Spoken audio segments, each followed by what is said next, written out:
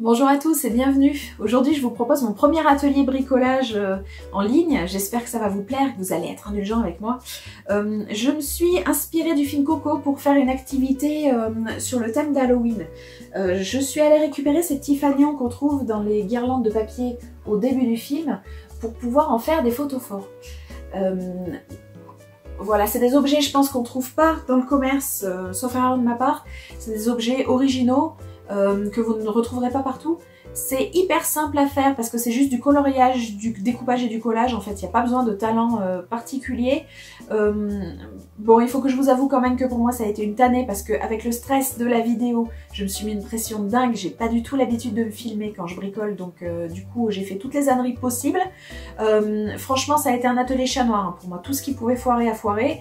Ceci étant dit, j'ai survécu et vous, chez vous, vous allez bricoler tranquillement, au calme, sans stress, vous allez réussir ça, franchement, sans problème.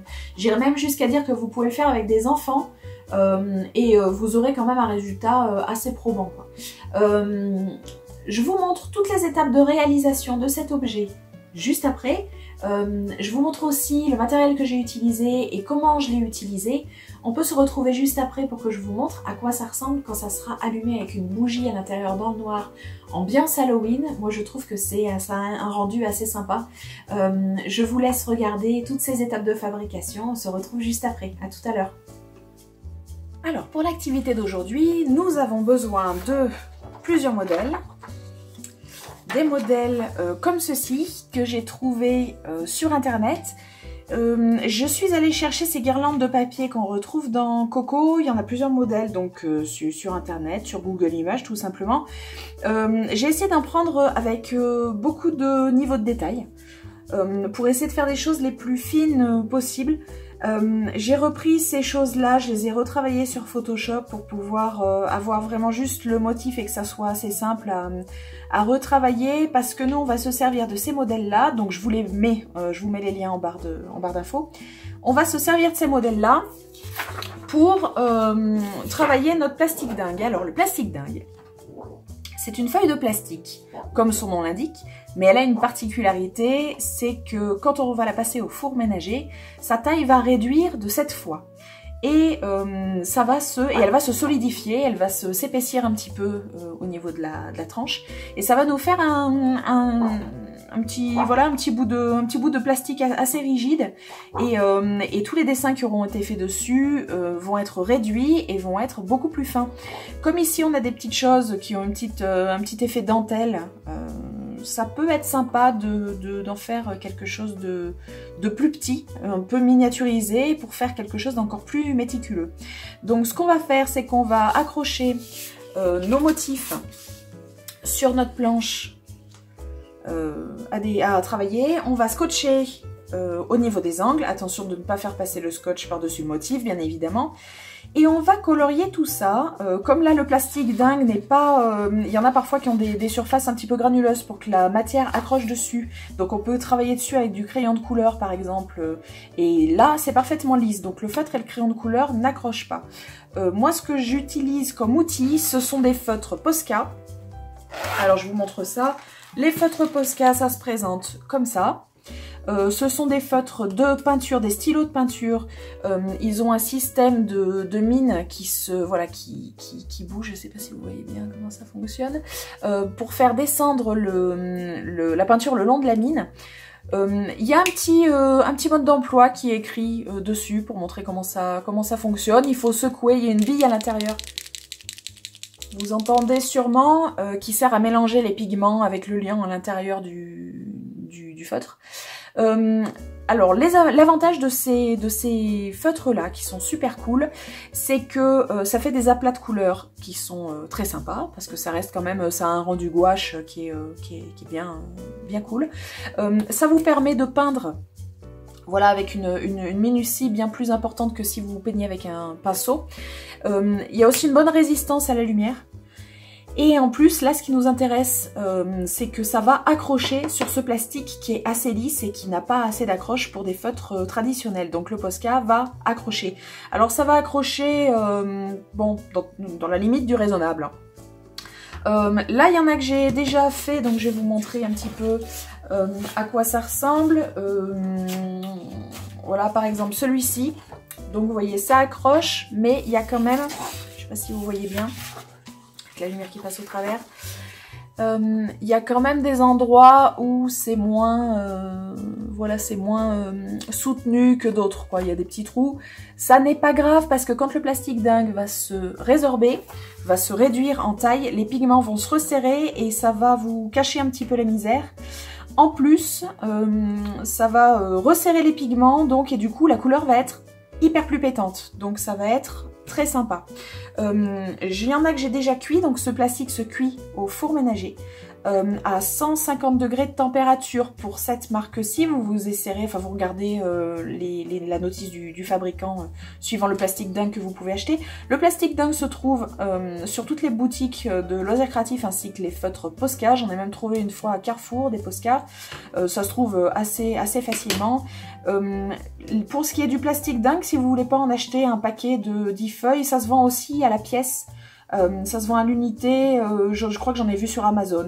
Vous avez plusieurs finitions pour info, si vous voulez en faire, si le truc vous intéresse et que vous voulez en faire autre chose. Vous en avez des unis dans toutes les couleurs, vous en avez des noirs, du coup on peut faire des choses assez sympas.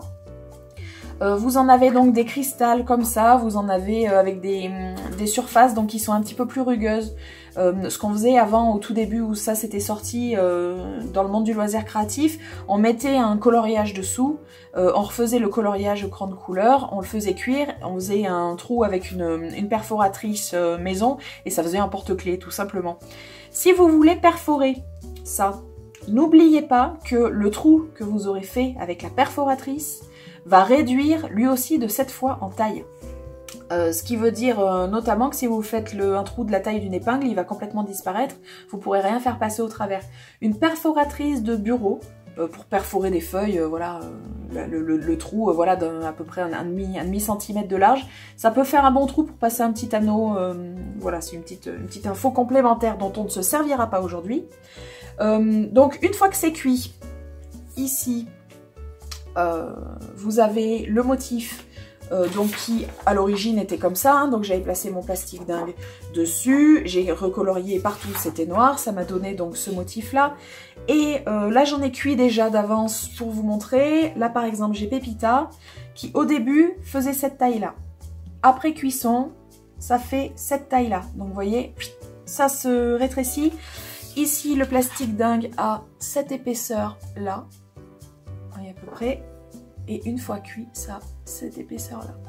Voilà la différence. Donc ici, c'est flexible. Voilà. Et ici, ça ne l'est plus du tout. C'est voilà, c'est un petit objet en plastique tout à fait fun. Du coup, comme c'est transparent, ça va nous épargner toutes les découpes. Donc du coup, on a juste à colorier.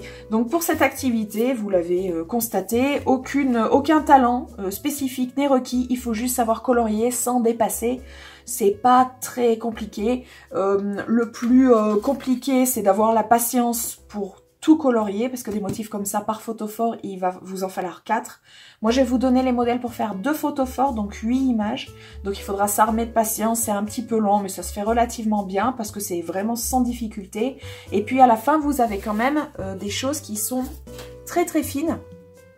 Si vous avez pris un modèle à la base qui est assez fin, vous voyez, c'est quand même, voilà, c'est quand même assez chouette. J'ai filmé la cuisson de cette petite chose-là, ainsi que celle-ci, voilà, Imelda avec la famille. Donc vous voyez, ça vous fait des choses quand même bien sympas. J'ai filmé la cuisson, je vous montre ça tout de suite pour que vous voyez comment ça se passe. Alors c'est parti, mes pièces sont enfournées à 150 degrés et ça va pas tarder à agir si ce coup-ci je ne me suis pas trompée de matériaux et que je ne suis pas sur du celluloïd mais que je suis bien sur du plastique dingue. Ça a l'air d'être le cas. Ça y est, c'est parti. Donc vous voyez que ça prend des formes complètement hallucinantes et un peu effrayantes quand on regarde ça de l'extérieur parce que c'est quand même un suspense, tout peut se coller ensemble et pourrir votre travail. Ça fait des trous, ça gondole, on a du mal à imaginer que ça va revenir à plat. Et pourtant, voilà, ça revient gentiment. Donc là, il faut, vous voyez, ça va très vite, mais là, il faut être super patient. Parce que comme vous pouvez le constater, ça a pris des formes assez curieuses. Et nous, notre but, évidemment, c'est d'avoir des choses qui sont bien plates. Donc on attend vraiment au max. Il faut vraiment le laisser longtemps pour vraiment que ça crame, j'imagine. Moi, je les laisse quand même quelques minutes. Donc du coup, ça se, voilà, vous voyez, ça revient vraiment extrêmement plat. C'est peut-être pas visible sur la vidéo, mais au fond, Imelda est pas plate, donc je vais attendre encore un petit peu. Mais voilà, on arrive à quelque chose comme ça. Ça se fait très rapidement. Si vous avez l'occasion, faites-le avec des enfants. Parce que du coup, ça a un petit côté magique qui peut être assez sympa. Voilà, c'est un truc qui est assez chouette à faire en famille. Ça a l'air d'être à plat maintenant. Je vais sortir mon plastique dingue et je vais l'écrabouiller avec un gros livre et je vous retrouve après pour vous montrer à quoi ça ressemble. Et me voilà de retour du four où j'ai fait cuire toutes mes pièces. Donc j'ai Dante qui est là. Hop, j'ai la grand-mère en train de casser la guitare. Imelda, Pépita. Donc j'en ai fait 8. Ça va me permettre de faire 4 photophores. Je comptais sur les lois de la physique pour que toutes les pièces à la sortie soient de taille identique, puisqu'elles étaient de taille identique au départ. Donc je vous rappelle pour information que la taille c'était celle-ci. Donc la réduction équivaut, voilà, à ça. Alors c'est à l'envers, tac. Voilà, donc de cette image-là, on est arrivé à cette image-ci. Donc vous voyez un petit peu la différence de taille qu'on obtient. À la cuisson, donc les tailles varient ainsi que les formes. Vous voyez, par exemple ici, c'est plus trop un angle droit. On peut se fier. Voilà, si j'aligne cette ligne-là grâce au quadrillage, on voit que ma pièce part complètement sur le côté. Donc il y a, voilà, à la cuisson, on n'a pas un résultat extrêmement fiable. C'est pareil au niveau de la taille, vous voyez, on était parti d'images de la même dimension, vous voyez la différence de taille entre la verte et la rouge. Il me semble que la jaune est plus petite aussi. Ah non, peut-être pas, laquelle c'est? C'était peut-être l'orange. Ouais, qui a une petite différence de taille, même une bonne différence de taille. Donc on va essayer de pallier à tout ça. Le loisir créatif, comme c'est fait à la main, on passe quand même une bonne partie de notre temps à cacher la misère. Hein. Voilà, ça fait un peu partie du truc. Donc voilà, n'empêche qu'on s'est retrouvé avec des pièces quand même jolies, avec des détails assez chouettes. Donc voilà, on a quand même des choses assez détaillées. Alors, voilà, comme il y a une épaisseur, tac, ça fait une ombre. Voilà, on a des choses un peu chouettes quand même. Voilà, là c'est joli les petites fleurs avec Dante, c'est beau comme tout ça. Tac, tac. Voilà, c'est pas vilain quand même. Alors je vais essayer de coller mes parties ensemble. Pour faire ça, je vais utiliser pour commencer du scotch. Un peu là.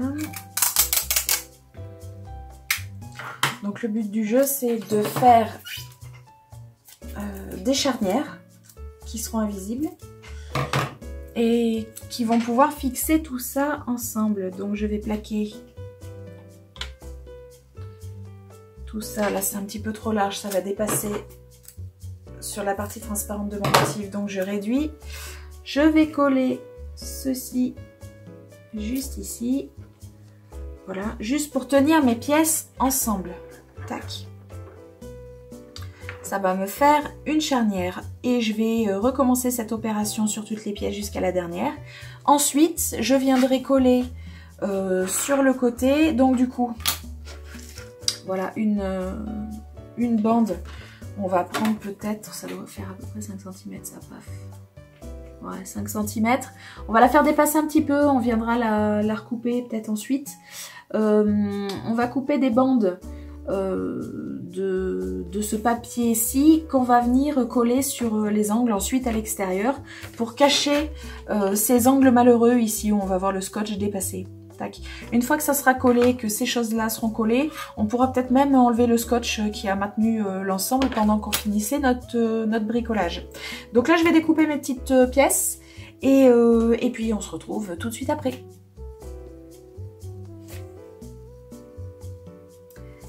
Nous voilà, j'ai découpé mes 8 petites bandes de cartonnettes dorées. Le but du jeu, ça va être grâce à un stylo bille, n'importe lequel. Ici, un magnifique bille 4 couleurs. On va placer, donc là vous avez, alors je sais pas si vous voyez parce que c'est des tout petits points. J'ai fait un petit point de chaque côté qui marque la moitié, comme ça, ça fait 1 cm de large, on est à 1,5 cm, la 0,5 au milieu. On va aligner notre règle sur les 2 points.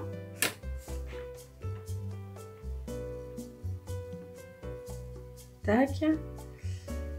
En pensant bien à l'épaisseur de la mine, si vous mettez directement sur le petit point, vous ne serez pas exactement sur le milieu. Et là, en appuyant bien, mais bien, vous venez tracer un trait. Le but du jeu, c'est pas d'obtenir le trait à la fin. Le but du jeu, c'est d'obtenir une marque de l'autre côté du carton et d'affaiblir le carton à cet endroit-là pour pouvoir le plier sans trop de soucis.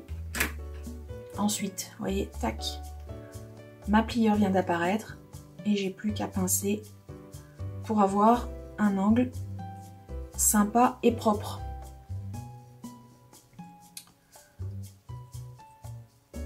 Voilà, on aplatit doucement pour pas que ça se déchire au milieu.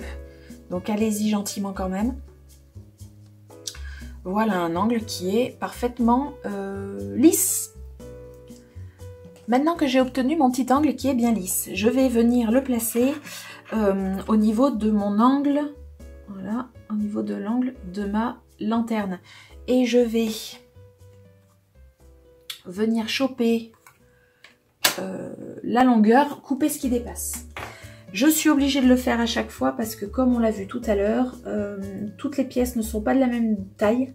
Donc il y a des endroits où ça va être plus haut que d'autres et j'ai pas envie qu'il y ait un endroit où j'ai un bout de carton qui dépasse ou à l'inverse un bout de carton qui rentre à l'intérieur. Donc à chaque angle je vais procéder de la même manière, je vais couper à chaque fois ce qui dépasse et ensuite je vais venir coller tout ça. Je vais venir coller mon angle, tac, ici, donc soit avec de la Loctite ou de la colle forte ou ce que vous avez sous la main. Le pistolet à colle ne fonctionne pas, la colle de pistolet à colle ne fonctionne pas, j'ai essayé, ça marche pas. La Super Glue 3, voilà, la Loctite, ça doit marcher, sauf que j'arrive pas à remettre la main sur la mienne, mais j'ai de la colle extra forte Scotch, je vais essayer et on va voir si ça fonctionne. Maintenant que j'ai fini d'assembler toutes mes pièces avec mes charnières dorées, il ne me reste plus qu'une étape. Ça va être l'étape de consolidation finale. On va rajouter un fond sur le dessous, un fond de cartonnette dorée, la même qu'on a pris pour faire les baguettes. On va placer tout simplement notre objet, notre petit photophore sur la cartonnette. On va tracer les contours, découper cette petite pièce et cette pièce-là, on va venir l'assembler à l'aide de petites baguettes, mais qu'on placera ici, ici, ici, etc. et qu'on rabattra sur le fond pour assembler le fond au reste. Et voilà les amis, on a fini notre petit objet. Une fois qu'on a collé le fond avec les baguettes, on obtient ceci dans lequel on va pouvoir mettre une bougie et aller l'allumer. Voilà ce que ça donne à la mise en place. J'ai surélevé un peu les photophores, j'ai rajouté des œillets d'Inde au pied pour raccorder avec les ofrendas du film. J'ai mis quelques bougies et on va regarder tout de suite ce que ça donne une fois la lumière éteinte.